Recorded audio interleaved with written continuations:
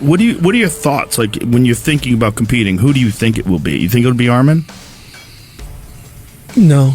No? I can't say that I have a name.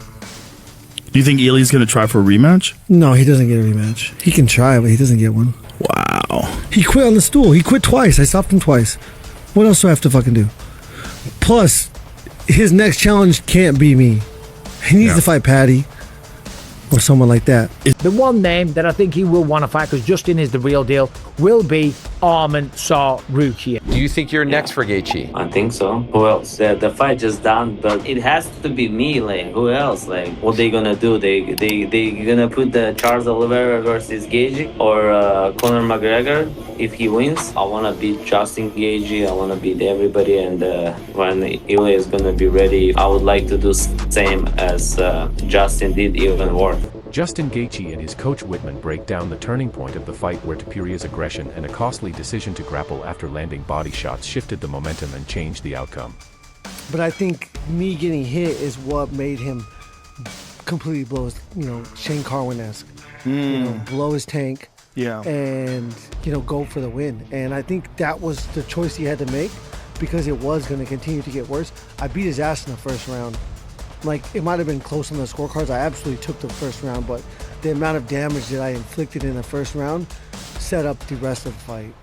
I do think it was a mistake, and you're saying what you're saying is so correct. But what I'm saying is, from a standpoint of him demanding it, he's going to finish you in the first two.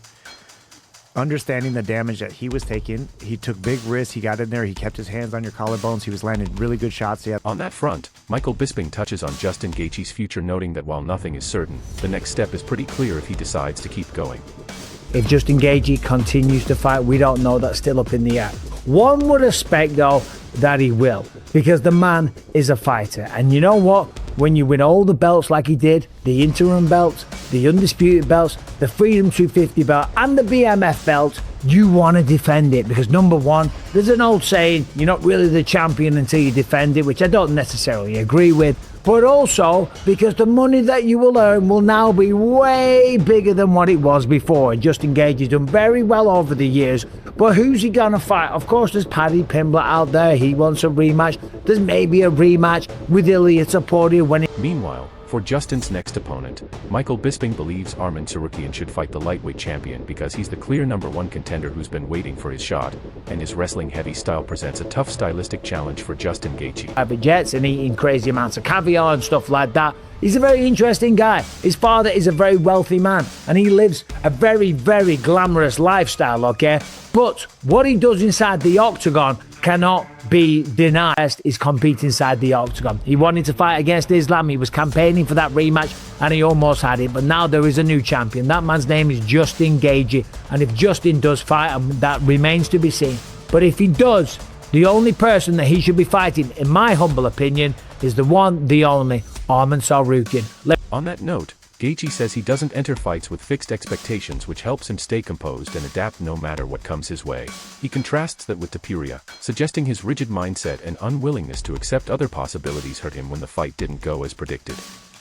For Gaethje, staying loose and rolling with the fight is what got him the belt. Something about Ilia, about the fight, about having expectations. And you said you don't have any expectations when you fight. Yeah. That way you don't get thrown off.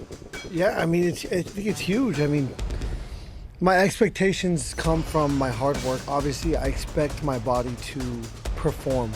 I understand that I've trained my mind to, and maybe the narcissistic tendencies in me love showing off and performing in front of thousands of people on that stage. That's what I love the most about this, and that's what my personality, I'm very competitive. I want to win. Reflecting on the historic moment, Justin Gaethje describes the surreal experience of finally winning the belt after years of grinding, admitting that he didn't feel an immediate sense of relief, but rather a gradual realization of what he'd accomplished, settling in over time. Oh, it's really not real yet. I was expecting to have an internal sense of relief that I don't have something to chase, because I was always chasing this belt, and I was expecting to wake up with some kind of natural release of pressure, but I don't know. I don't feel that. As the days go by, every day I feel a little bit more. 2 days ago, my dad was like, what was it like waking up being the champion? And I was like, I haven't even thought about that. And then I was, on the shitter like 10 minutes later, and I was sitting there thinking about it. I was like, wow. On that point, Bisping argues that Arman Tsarukyan is the clear #1 contender who deserves a shot at the title, pointing to his impressive 5-fight win streak, his competitive history with Islam Makhachev, and his ability to consistently perform at a high level inside the octagon. Bisping makes it clear that Tsarukyan has done everything asked of him, and with the lightweight division needing clarity, now is the time to give him his opportunity. Arman Tsarukyan. When Arman Tsarukyan made his UFC debut in 2019, he gave Islam Makhachev a really tough test. It went the distance. It went over 3 rounds, and it was a close, competitive grappling affair. It was a phenomenal matchup, and then since then, Arman Tsarukyan has gone through everyone except Mateusz Gamrot. That's the only other person to beat him by decision, and that also was a phenomenal display of grappling capability on both sides, right? There were some wild scrambles in that one, but Shifting focus to that, Gaethje broke down the technical turning point in the fight, pinpointing the moment Topuria's aggressive approach took a wrong turn. Key exchange came in the second round after Topuria landed devastating body shots that visibly hurt Gaethje. Instead of following up on the feet to secure the finish, Topuria chose to take the fight to the ground. This was a critical mistake, as it allowed Gaethje, who was really hurt, precious time to recover his composure and survive the round. When I went down, in hindsight, it's always easy to make these decisions in hindsight, but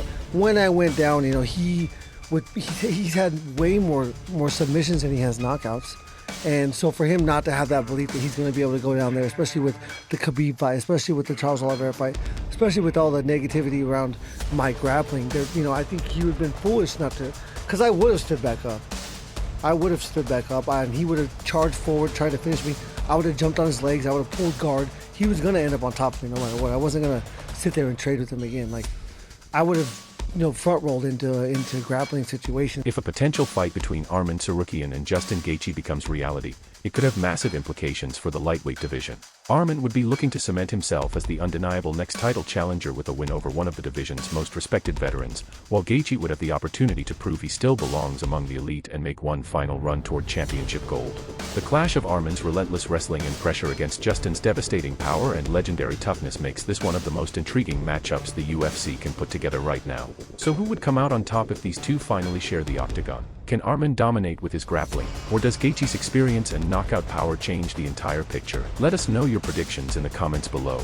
Don't forget to like the video, subscribe to the channel, and turn on notifications so you never miss the latest MMA news. Thanks for watching, and we'll see you in the next one.